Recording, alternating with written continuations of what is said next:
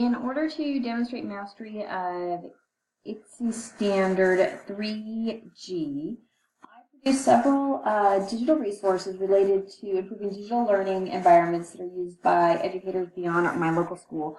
One of the first of that was to create this blog for ISTE3g, where I talk about multimedia,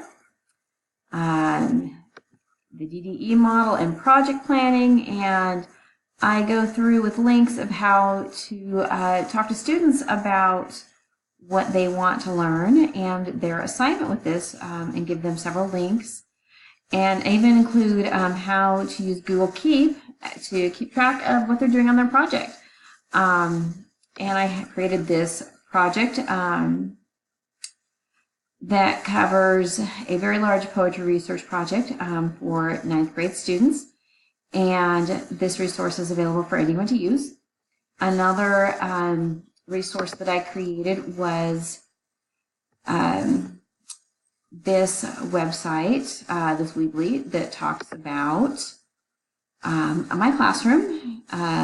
If I didn't have access to Google Classroom, I would probably use a blog format to reach my students. It includes lesson plans. It includes reviews of different apps. Everything from NoReady to Quizlet to Wiser, which allows you to create digital worksheets. And I include a link to a comm video extension. Comm is a digital annotation tool, and I go into detail explaining how to use that animation tool.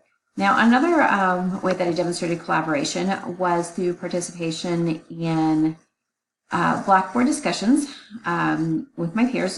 This is one from this semester from INST 6243, where we were coming up with objectives, and I took feedback from students and from our instructor about developing better objectives, and I came up with some different objectives about how to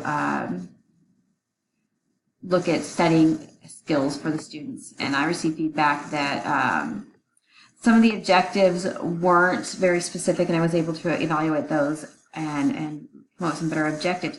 But I wouldn't have been able to do that as well if I hadn't had the feedback. So that was great to have it.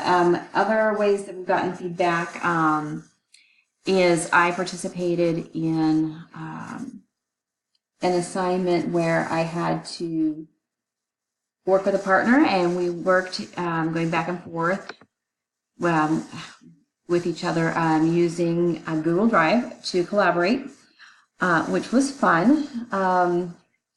And we shared the files back and forth with each other, and then eventually created something to put on VoiceThread.